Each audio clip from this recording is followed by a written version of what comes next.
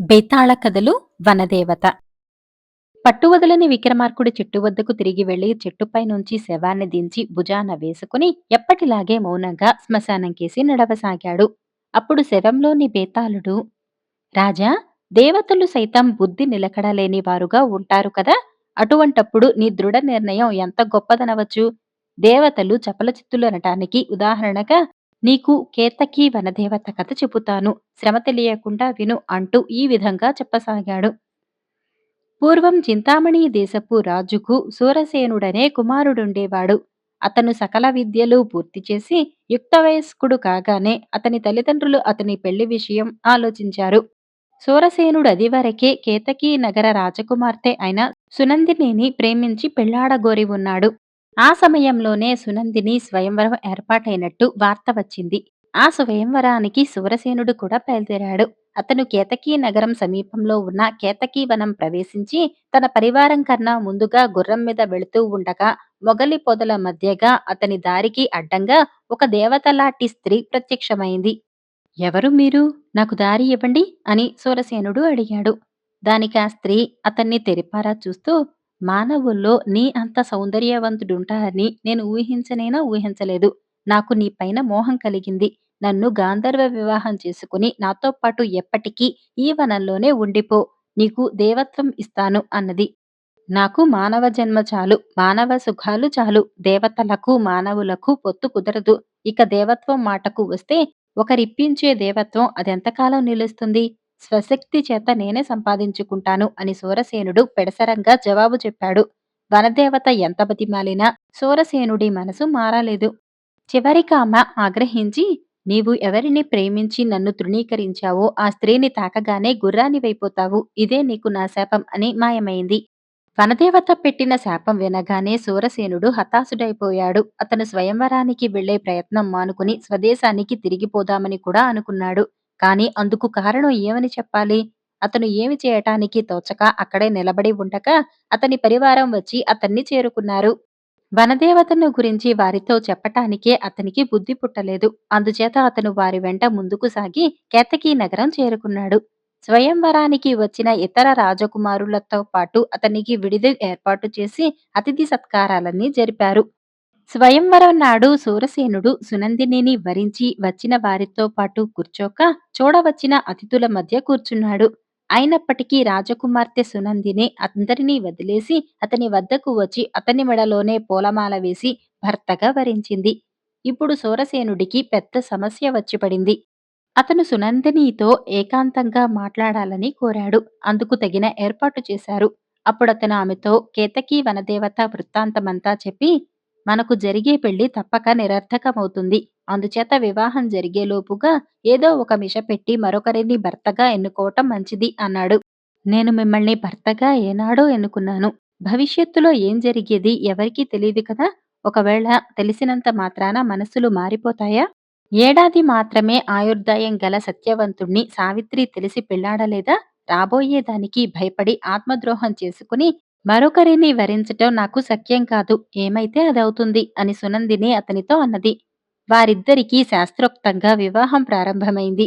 వివాహ సమయంలో దంపతులు పాణిగ్రహణం చేయగానే సూరసేనుడు పెళ్లిపీటల మీదనే గుర్రంగా మారిపోయాడు. పెళ్లితంతు యావత్తు రసాభాస అయింది. అతిథులందరూ అప్పటికప్పుడే ప్రయాణమై ఎవరి దారిన వారు వెళ్లిపోయారు. సునందిని తల్లిదండ్రులకు బంధువులకు తీరని తలవంపు జరిగింది. సునందిని గుర్రంగా మారిన తన భర్తతో, మనం ఇక్కడ ఉండటం భావ్యం కాదు, మీ దేశం వెళ్ళిపోదాం పదండి అన్నది. వారు కేతకీ వనం ప్రవేశించి కొంత దూరం వెళ్లేసరికి దారికి అడ్డంగా వనదేవత ప్రత్యక్షమై, ఎవరు నువ్వు? ఈ గుర్రాన్ని వెంటపెట్టుకుని ఎక్కడికి పోతున్నావు అని సునందినిని అడిగింది. దానికామె, ఇది గుర్రం కాదు, నా భర్త. ఎవరో దేవత కుటిల బుద్ధితో ఈయనను ఇలా కమ్మని శపించింది అన్నది. నేనే ఆ దేవతను. నేనతన్ని మోహించి నన్ను పెళ్లాడమన్నాను. దైవత్వం ఇస్తానన్నాను. నీపై గల మోహం చేత నన్ను తృణీకరించి అందుకు తగిన శిక్ష పొందాడు అన్నది వనదేవత. సునందిని వనదేవత కాళ్లపై పడి, తల్లి, నా భర్తను తిరిగి మనిషిగా చెయ్యి. నేను నీ సుఖానికేమీ అడ్డురాను. యావజ్జీవం నీ దాసీగా ఉండి ఊడిగం చేస్తాను అని ప్రాధేయపడింది. అదేమీ వీలు కాదు. నేనతనికి గుర్రం రూపి ఇచ్చినది నీ కారణంగానే. నీ శుశ్రూషలు దేవతనైన నాకెందుకు అన్నది వనదేవత. అలా అయితే నన్నే గుర్రంగా మార్చి నీ కసి తీర్చుకుని ఆయనకు మానవ రూపం ఇచ్చేయి. అప్పుడాయన నిన్ను ప్రేమించటానికి నేను అంతరాయంగా ఉండను అని సునందిని వేడుకున్నది. వనదేవత ఒక క్షణం ఆలోచించి సూరసేనుడికి మానవ రూపం ఇచ్చి అంతర్ధానమైపోయింది. అటు తర్వాత వారికి వనదేవత కనిపించనే లేదు. సూరసేనుడు తన భార్యతో సహా స్వదేశానికి తిరిగి వచ్చి ఆమెతో కలకాలం సుఖంగా జీవించాడు.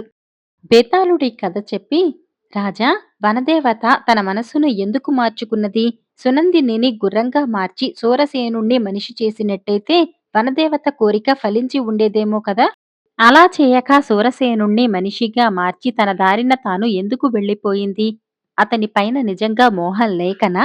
లేక సునందినిని చూసి జాలి కలిగా? ఈ సందేహానికి సరి అయిన సమాధానం తెలిసి కూడా చెప్పకపోయావో నీ తల పగిలిపోతుంది అన్నాడు. దానికి విక్రమార్కుడు, వనదేవత సూరసేనుణ్ణి విడిచిపుచ్చటానికి కారణం అతనిపై తగినంత మోహం లేకపోవటం కాదు. సునందినిని చూసి జాలి కాదు.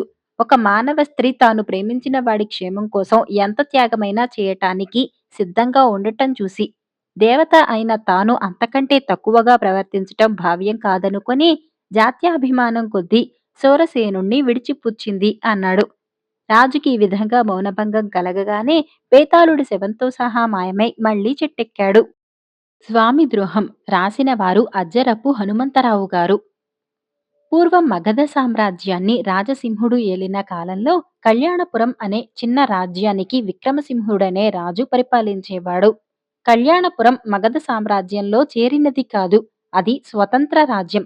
రాజసింహుడు ఆ రాజ్యాన్ని అవలీలగా జయించగలిగి ఉండి కూడా విక్రమసింహుడితో స్నేహ సంబంధాలు పెట్టుకుని ఎంతో ఆదరభావంతో చూస్తూ వచ్చాడు.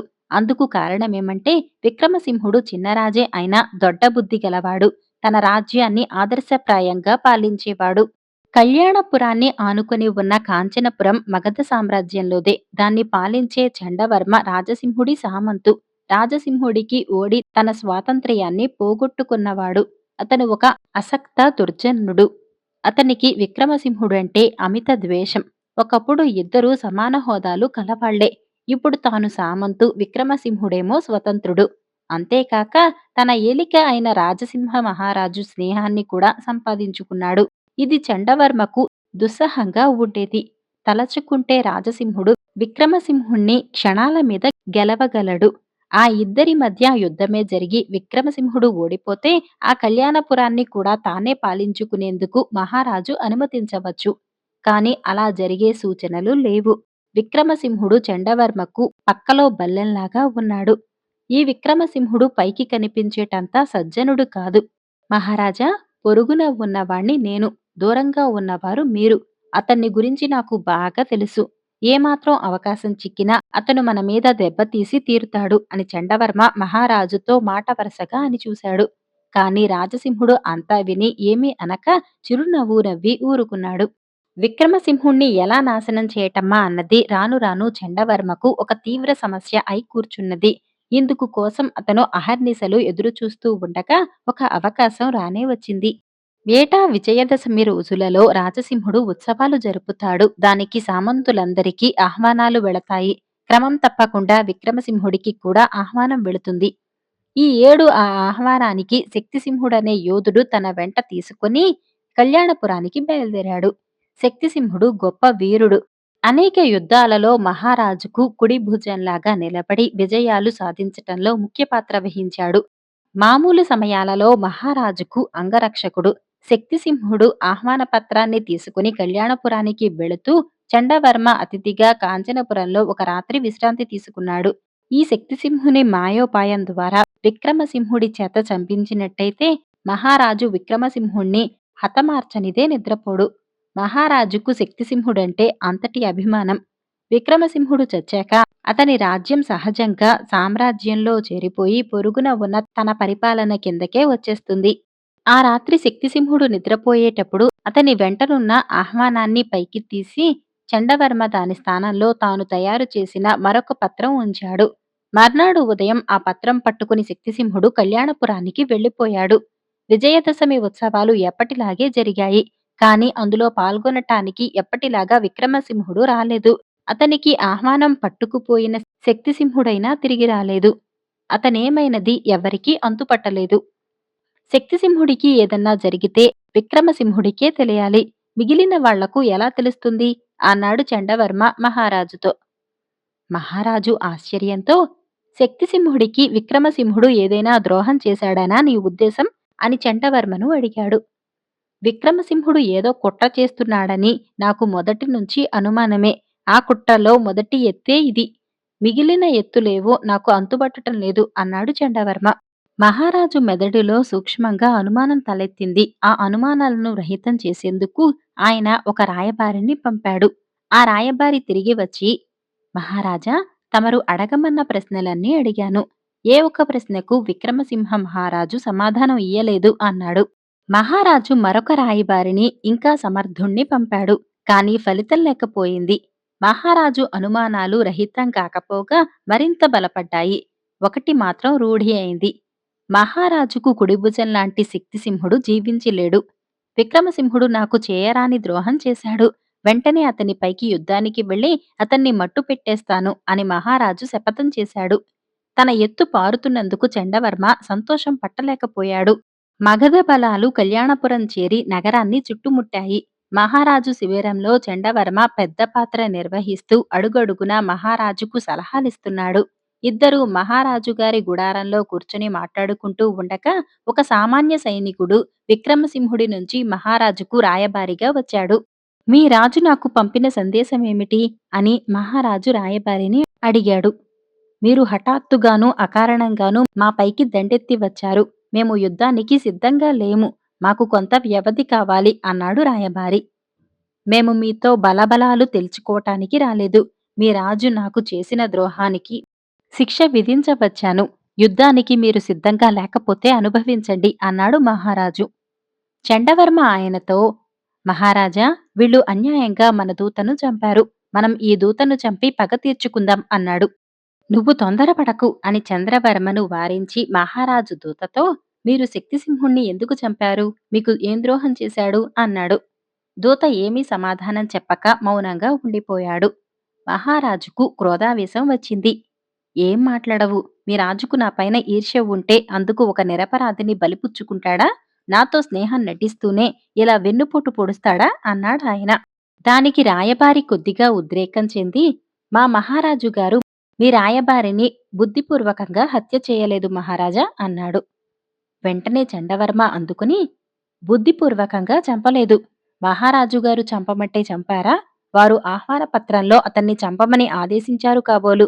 ఏం? అంటూ విరగబడి నవ్వసాగాడు. తమరు బాగానే గ్రహించారు. ఇదిగో మీ మహారాజుగారు పంపిన ఆహ్వాన పత్రం అంటూ రాయబారి ఒక ఆహ్వాన పత్రం తీసి రాజసింహుడి చేతికి అందించాడు. దాన్ని చూసి రాజసింహుడు నిశ్చేష్యుడయ్యాడు. అందులో ఇలా ఉంది: ఈ పత్రం తెచ్చే శక్తిసింహుడు రాజద్రోహి.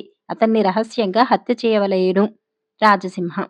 ఏమిటిది? అంటూ చండవర్మ ఆ పత్రాన్ని మహారాజు చేతి నుంచి తీసి చూశాడు. అది తాను కల్పన చేసినదే. అతని ముఖం వెలవెలపోయింది.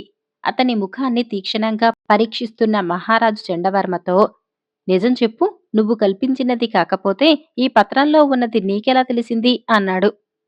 అదే మహారాజా నా సందేహం కూడాను అంటూ రాయబారి తలపాగా తీసేశాడు. నువ్వేటోయ్? అన్నాడు మహారాజు విక్రమసింహుణ్ణి గుర్తించి. చండవర్మ ద్రోహం బయటపడింది. అతన్ని రాజభటులు పట్టుకున్నారు. ఈ దుర్మార్గుడి సంగతి అప్పుడే నాకు తెలియచేయక ఇంతకాలం ఎందుకు ఊరుకున్నావు విక్రమసింహ? అని అడిగాడు మహారాజు. ఈ పత్రాన్ని ఈ దుర్మార్గుడే సృష్టించినట్టు రుజువు దొరికితే బావుంటుందని. వీడింకా ఎన్ని దుశ్చర్యలకు పాల్పడతాడో చూద్దామని ఆగాను.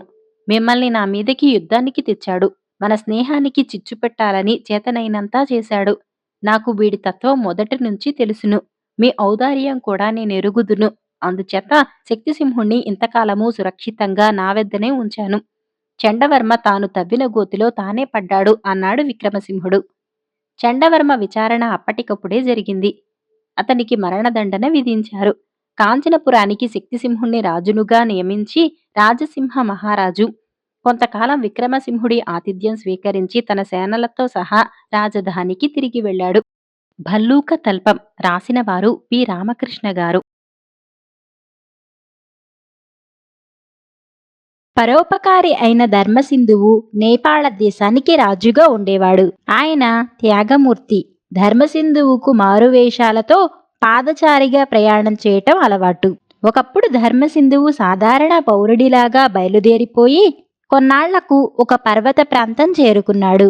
మరికొంత దూరంలో ఒక లోయ తగిలింది.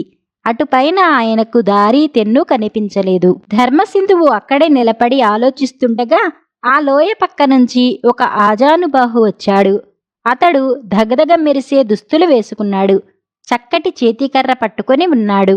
మంచి బలశాలి, అందగాడు, పెద్ద మనిషిలాగా ఉన్నాడు.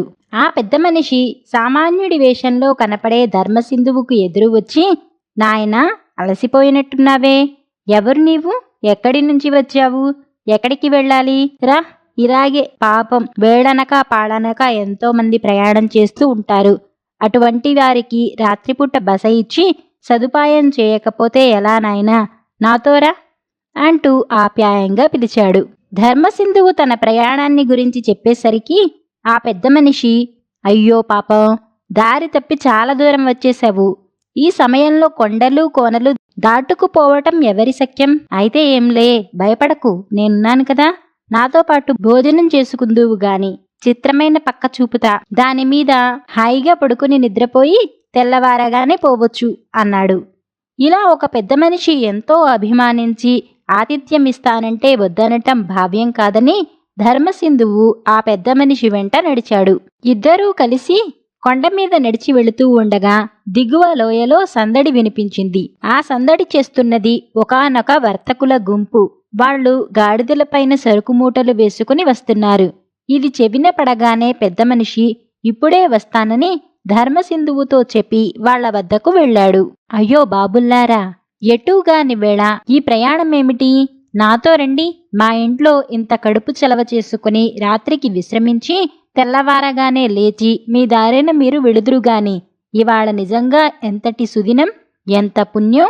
ఇంతమంది అతిథులను సేవించుకునే భాగ్యం నాకు కలిగింది అంటూ అభిమానంగా వర్తకులనందరినీ పిలిచాడు. పెద్ద మనిషి ఆ వర్తకులతో మాట్లాడుతూ ఉన్న సమయాన ధర్మసింధువుకు కొంత దూరంలో ఒక వృద్ధుడు కనిపించాడు. వాడు కట్టెల మోపు ఎత్తుకోలేక అవస్థపడుతున్నాడు. వాడికి సాయం చేద్దామని ధర్మసింధువు అటు వెళ్లేసరికి వృద్ధుడు కుశల ప్రశ్నలు వేశాడు. అందుకు ధర్మసింధువు తన సంగతి సందర్భాలన్నీ వెల్లడించి తర్వాత, తాత, ఒక దయామయుడు కనిపించి ఈ రాత్రికి ఇక్కడ ఉండిపొమ్మని నన్ను ఎంతో ఆప్యాయంగా కోరాడు అని చెప్పాడు. ఈ మాటలకు వృద్ధుడు తలవంచి పెద్దగా నిట్టూర్చాడు. అయ్యో, నిన్ను మాయలో వేశాడా ఆ దుర్మార్గుడు? లక్షణంగా ఉన్న నిన్ను చూస్తుంటే నాకు బాధగా ఉంది. నీవనుకుంటున్న ఆ దయామయుడు నిజంగా పెద్ద మనిషి కాడు, పరమ దుర్మార్గుడు. వాడు చెప్పిన ఆ చిత్రమైన పక్క నిజమైనది కాదు నాయనా, అది మాయాతల్పం అంటూ వృద్ధుడు మళ్లీ నిట్టూర్చాడు. ఆ మాటలకు ధర్మసింధువు ఆశ్చర్యపడి పెద్ద మనిషిగా నటించే ఆ దుర్మార్గుణ్ణి గురించి ఇంకా వివరంగా చెప్పమని అడిగాడు. అప్పుడు వృద్ధుడు ఇలా చెప్పనారంభించాడు. నాయనా, వీడొక రాక్షాంశ గల పరమ దుర్మార్గుడు. పేరు ధూర్తకేతు. ఇష్టం వచ్చినట్టుగా బంగారం తయారు చేయాలనే కాంక్షతో అసురశక్తి అనే ఒక దుష్టదేవతను చాలా కాలం ఉపాసించాడు. వాడి భక్తికి మెచ్చి అసురశక్తి ప్రత్యక్షమయ్యి, కేతు, నీ భక్తికి మెచ్చాను. నీ కోరిక నెరవేరాలంటే అదిగో ఆ మూలనున్న మంచం తీసుకో. దాని పేరు భల్లూక తల్పం. అది ఎలుగు వంటి రోమాలతో తయారైన మహిమగల మంచం. ఆ మంచాన్ని సరిగా సరిపడే పొడవుగల నరుణ్ణి తెచ్చి నాకు బలి ఇచ్చిన నాడు నీ కోరిక తప్పక నెరవేరుస్తాను అని చెప్పి మాయమైంది. ధూర్తకేతు సంతోషించి గుడిలోని ఆ తల్పం ఇక్కడికి తీసుకువచ్చాడు. ఈ భవనం నిర్మించాడు. లోయ దగ్గర కాచుకొని ఉండి వచ్చే పోయే బాటసారులను ఆతిథ్యమిస్తానని పిలుస్తాడు. తన తల్పాన్ని గురించి పొగుడుతూ అమాయకులైన ప్రయాణికులను ఆకర్షించి మోసగిస్తాడు. ఎంతకాలం నుంచో ప్రజలను తన భవనంలోకి లాక్కుంటూ తల్పం మీద పడుకున్న తర్వాత వాళ్ల పొడవు ఎక్కువైతే తల్పానికి సరిపడేటట్టు కాళ్లకు కట్టి పొట్టి చేయటానికి చూస్తాడు. పొడవు సరిపోకపోతే నిర్దాక్షిణ్యంగా కాళ్లు పట్టి సాగదీస్తాడు. ఈ యాతనలు భరించలేక జనం చస్తున్నారు. అయితే ఆ తల్పానికి సరిగా సరిపడిన పొడవు గలవాడిని నేనొక్కణ్ణే. వృద్ధుడి ఆ మాటలు విన్న ధర్మసింధువు, మరి తాత, నువ్వింకా బతికే ఉన్నావే, నిన్ను శక్తికి బలి ఇవ్వలేదా అని అడిగాడు. అందుకు ముసలివాడు ఇలా చెప్పాడు. నాయనా, కొంతకాలం క్రిందట నీలాగా నేను ఈ దారిన ప్రయాణం చేయవలసి వచ్చింది. నన్ను ధూర్తకేతు ఎంతో ఆప్యాయంగా ఆహ్వానించి తన భవనంలోకి తీసుకువెళ్ళాడు. దివ్యమైన భోజనం పెట్టించాడు. ఆ తల్పం చూపించి హాయిగా నిద్రించమని చెప్పి వెళ్ళిపోయాడు. మామూలుగా పడుకున్నాను. నా పొడవు ఆ తల్పం కన్నా సుమారు 1 మూర ఎక్కువగా ఉన్నది. ఇదేదో చిత్రంగా ఉన్నదనిపించింది. ఎంతకూ నిద్ర పట్టింది కాదు. అప్పుడు తలగడ తీసి కాళ్లవైపు తలపెట్టుకుని కాళ్ళు చాచి పడుకునేసరికి నా పొడవు ఆ తల్పం పొడవుకు సరిగా సరిపోయింది. తల్పంలో ఉండే మర్మం తెలిసిపోయింది. నిద్ర పట్టకపోయినప్పటికీ కళ్ళు మూసుకుని అలాగే పడుకున్నాను. ఒకనాటి రాత్రివేళ ధూర్తకేతు వచ్చి చూసేసరికి నేను తల్పానికి సరిగా హెచ్చుతగ్గులేమీ లేకుండా ఉండటం గమనించాడు. ఇంతకాలానికి తన ఇష్టదేవతకు తగిన మనిషి దొరికాడు కదా అని ఉప్పొంగిపోయాడు. నాటినుంచి వాడు నన్ను ఎంతో దయగా చూస్తూ ఏ లోటు రాకుండా పోషిస్తూ వచ్చాడు. తర్వాత బలివేయటానికి సుముహూర్తం పెట్టించాడు. ఈ సంగతి పరిచారకుల వల్ల నాకు ముందుగానే తెలిసింది. బలికి ముందు రాత్రి అర్ధరాత్రి వేళ మళ్లీ నా గదిలోకి వచ్చి ఒకసారి నన్ను వాడు చూశాడు. అప్పుడు కావాలనే నేను తలవైపు సవ్యంగా పడుకొని ఉన్నాను. చూడగానే నా కాళ్ళు తల్పానికి సుమారు 1 మూరెడు పొడవు హెచ్చుగా కనిపించినాయి. ఇది చూస్తూనే ధూర్తకేతు ఆశ్చర్యపోయాడు. వాడికి ఏమీ అంతుపట్టలేదు. గత రాత్రి తల్పానికి సరిగా ఉన్న మనిషి తెల్లవారేసరికి పెచ్చు పెరిగి ఉన్నాడేమిటి అనుకుని వెంటనే ఏమి చేయటానికి తోచక వెళ్ళిపోయాడు. తల్పం అయితే ఆత్రం కొద్దీ తెచ్చాడే కాని ఆ దేవతను అడిగి దాని రహస్యం వాడు తెలుసుకోలేదు. ఆ దేవత వాడికి చెప్పనూ లేదు. ఇప్పుడు ఆశ్చర్యం కలిగి ఈ రహస్యం ఏమిటో నన్ను చెప్పమని కూర్చున్నాడు. నేను చెప్పలేదు. నన్ను నానా యాతనలు పెట్టాడు. నేను నా పట్టు వదలలేదు. లాభం లేక విసిగి వేసారి నన్నొక బానిసగా చేసివేశాడు. రోజూ వాడు తోడమని చెప్పినన్ని నీళ్లు తోడాలి, మోయమన్నన్ని కట్టెలు మోపులు మోయాలి. నన్ను ఎన్ని విధాలా హింసించినా ఇప్పటి వరకు ఆ కీలకం నేను వాడికి వెల్లడించలేదు. ఇంతవరకు ఆ తల్పానికి సరిపడి శక్తి బలికి పనికి వచ్చే మనిషి మరొకడు దొరకనూ లేదు. ఇంతలో లోయలోని వర్తకుల గుంపును వెంటపెట్టుకుని ధూర్తకేతు వస్తున్నట్టు చప్పుడైంది. ఇది కనిపెట్టి ముసలివాడు ధర్మసింధువుకు ఒకే ఒక రహస్యం చెవిలో చెప్పాడు. సంతోషంతో సరే అన్నాడు ధర్మసింధువు. ఆ రోజు దొరికిన అతిథులందరిలో ధర్మసింధువే అందంగా పొందికగా కనపడటం వల్ల దివ్యమైన భోజనం పెట్టించి ముందుగా ధర్మసింధువునే మాయాతల్పం మీద పడుకోమన్నాడు ధూర్తకేతు. ధర్మసింధువు ఏమీ ఎరగని అమాయకుడిలాగా అటువంటి తల్పం మీద పడుకోవటం తనకు కొత్త అయినట్టు నటించాడు. కొంతసేపయ్యాక కాళ్లవైపు తలపెట్టుకుని పడుకున్నాడు. ధూర్తకేతు ఒక రాత్రి వేళ వచ్చి చూడగా అతను తల్పానికి సరిగా సరిపోయి ఉండటం గమనించి పొంగిపోయాడు. వాడు వర్తకుల గుంపును మరిచేపోయాడు. నాటినుంచి ధర్మసింధువును మంచి మాటలతో అక్కడి నుంచి కదలనివ్వలేదు. పోషిస్తూ వచ్చాడు. ఇన్నాళ్లకు తన దేవీ బలికి తగినవాడు దొరికాడు కదా అన్న పట్టరాని సంతోషంతో ప్రపంచమే మరచి సంచరింపసాగాడు ధూర్తకేతు. ఈ లోపల ధర్మసింధువు ఎన్నోసార్లు ముసలివాణ్ణి కలుసుకుని సలహా అడిగాడు. ఇద్దరూ కూడబలుక్కొని ఒక నిర్ణయానికి వచ్చారు. ఆ నిర్ణయం ప్రకారం ఒక రోజున ధూర్తకేతుకు మంచి మాటలు చెప్పి వాడు కాళ్లవైపు తలపెట్టుకుని తల్పం మీద నిద్రించేటట్టు ధర్మసింధువు యుక్తి చేశాడు. ధూర్తకేతు ఆ తల్పానికి సరిగా సరిపోయాడు. వాడు అది గమనించకుండా ఆదమరిచి నిద్రపోయాడు. వాడు నిద్రించే సమయాన తల్పంతో సహా ధూర్తకేతును దేవీ విగ్రహం ముందు పెట్టటానికి అంతకు ముందే ఏర్పాటు చేశాడు. తల్పానికి సరిగా సరిపడి ఉన్న ధూర్తకేతును ముసలివాడు ధర్మసింధువు కలిసి బలి చేయబోయారు. కాని దేవి తన భక్తుడైన ధూర్తకేతుపైన దయతలచి వాణ్ణి కాపాడింది. అయితే వాడు తన మునపటి శక్తిని కోల్పోయి నిర్వీర్యుడైపోయాడు. వాగ్దానం ప్రకారం అసురశక్తి బంగారం చేసే యోగం ధర్మసింధువుకు చెప్పింది. ధర్మసింధువు తర్వాత లోయలో భవనం వశపరుచుకున్నాడు. బోలెడంత బంగారం తయారు చేశాడు. వృద్ధుణ్ణి గురువుగా భావించాడు. ధూర్తకేతులాగా కాక ధర్మసింధువు ఆ దారిన వచ్చే బాటసారులందరికీ నిజంగానే ఆతిథ్యమిచ్చే ఏర్పాట్లు చేసి ఆ బాధ్యతను వృద్ధుడికి అప్పగించి రాజధానికి తిరిగి వచ్చాడు.